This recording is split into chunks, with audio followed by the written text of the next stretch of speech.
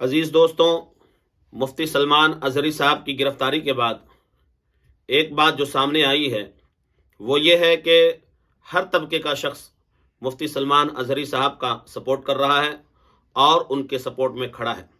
मुसलमान तो मुसलमान, गैर मुस्लिम भाई भी उनका सपोर्ट कर रहे हैं और एक गैर मुस्लिम भाई ऐसे हैं जिन्होंने उनके सपोर्ट में एक वीडियो बना करके सोशल मीडिया पर डाली है।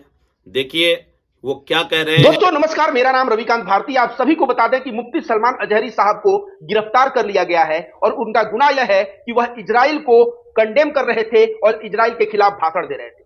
वह फिलिस्तीन के गाजा पट्टी पे जो मासूम बच्चों का, अस्पताल पे महिलाओं को जो कत्लेआम हो रहा है, उस कत्लेआम से उनका हृदय बहुत दुखित था और वह भाषण देते हुए इजराइल को खरी खोटी सुनाते हैं और वह कह देते हैं कि आज खामोशी है, कल शोर आएगा, आज कुत्तों का दौर है, कल हमारा दौर आएगा। यह बात सलमान अजहरी इजराइल को टारगेट करते हुए उस भाषण में कहते हैं, लेकिन यही दो लाइन पीछे का शायरी में से काट के वायरल किया गया और बोला गया कि यह हिंदुस्तान के खिलाफ बोल रहे हैं, हिंदुओं के खिलाफ बोल रहे हैं। और उसके बाद गुजरात एटीएस आया, इनको अपने घर पे नजरबंद किया 10 घंटे और उसके बाद गिरफ्तार करके महाराष्ट्र पुलिस के साथ गुजरात एटीएस इनको महाराष्ट्र के थाने में लेके गया और फिर महाराष्ट्र का थाना जो है वहां थाना से लेके कहां चले गए, यह जूनागढ़ गुजरात के लिए इनको लेके प्रस्थान कर गए। अब मुफ्ती सलमान अजहरी ने जो इजराइल को टारगेट किया था, क्या इसके पहले हिंदुस्तान में इजराइल को कोई टारगेट नहीं किया है? दोस्तों आपको बता दें, हमारे देश के एक महापुरुष हैं जो पूर्व प्रधानमंत्री हैं, जिनका नाम अटल बिहारी वाजपेयी है। वह इजराइल को ना भाषण देके उसकी औकात दिखाई और कहा कि अगर कोई विदेशी ताकत हमारा जमीन अगर छीनता है, इस चीज को हम बर्दाश्त नहीं कर सकते। ठीक उसी प्रकार फिलिस्तीन का जमीन जब हम अपने लिए बर्दाश्त नहीं कर सकते तो दूसरे के लिए भी नहीं। अगर फिलिस्तीन का जमीन इजराइल ने लिया है तो इजराइल को वह जमीन छोड़ना पड़ेगा। और अटल बिहारी वाजपेयी ने इजराइल का विरोध किया था। तो इजराइल का विरोध करना क्या गलत है? आप बताइए, क्या इजराइल जो है अमानवीय घटना नहीं कर रहा है? इजराइल जो है 2 वर्ष 4 वर्ष के बच्चों को मार रहा है। कल जो है एक बच्चा बंदूक के साथ, वो जो खिलौना वाला बंदूक प्लास्टिक का होता है ना, 4 वर्ष का छोटा सा मासूम बच्चा उसके साथ खेल रहा था वेस्ट बैंक फिलिस्तीन में। वहां से उसको पूरा आर्मी पहुंचता है, उसके घर को ध्वस्त करने का प्रयास करता है और बच्चे को गिरफ्तार करके लाता है। इजराइल मासूमों पे अत्याचार कर रहा है कि नहीं, महिलाओं पे अत्याचार कर रहा है कि नहीं? अभी तक गाजा पट्टी पे लाखों लाख लोग मारे गए और पूरा विश्व मुख्य दर्शक बन के देख रहा है। यूनाइटेड नेशन, आपको बता दें दोस्तों, यूनाइटेड नेशन के बहुत सारे लोग वहां मदद करने गए थे, उनको मार चुका है। बहुत सारे यूनाइटेड नेशन के कार्यकर्ता मारे गए हैं। ये तो छोड़िए, बहुत सारे पत्रकार मारे गए हैं। और इस तरह से इजराइल जो टारगेट कर रहा है, यह पूरे विश्व के मानवता, अगर आप मानव हैं तो उसके ऊपर कलंक है। और उसके खिलाफ बोलते हुए मुफ्ती सलमान अजहरी ने इजराइल के लिए, अगर वहां के हुक्मरानों के लिए अगर कुत्ता शब्द का प्रयोग किया तो क्या गलत किया? वहां पे गलत कुछ नहीं किया, क्योंकि समझिए सलमान अजहरी से समस्या क्या है। यति नरसिंहानंद नामक कुकुर को तो आप लोग जानते होंगे, यति नरसिंहानंद सरस्वती नाम था उसका। जब नूपुर शर्मा का प्रोफेट मोहम्मद के ऊपर बयान आया था तो यति नरसिंहानंद सरस्वती कहता है कि जो नूपुर शर्मा बोली है वह किताबों में लिखा हुआ है, कुरान में लिखा हुआ है। मैं कुरान सीडी उडी सब लेके आ रहा हूं जामा मस्जिद। 17 जून को 2022 की बात है, 17 जून को इंडिया का कोई भी इस्लामिक स्कॉलर, मौलाना, मुफ्ती, किसी में अगर हिम्मत है तो आ जाए और मेरे साथ डिबेट कर ले। उस वक्त हिंदुस्तान के कोई भी मुफ्ती मौलाना ने आवाज नहीं उठाया, सिर्फ एक बंदा आवाज उठाया और जिसका नाम था मुफ्ती सलमान अजहरी। और यह बोले कि मुझे चैलेंज कबूल है, मैं 17 जून को आऊंगा, तू किताब लेके आना, सीडी लेके आना और तू प्रमाणित करना। यह 17 जून को जामा मस्जिद दिल्ली पहुंचे, बहुत भव्य इनका स्वागत हुआ। यति नरसिंहानंद का इंतजार होता रहा। यति नरसिंहानंद वो पता नहीं, वो दासना मंदिर से भी उस दिन भाग गया होगा, मुझे लगता है। जामा मस्जिद आने की तो बात छोड़ी।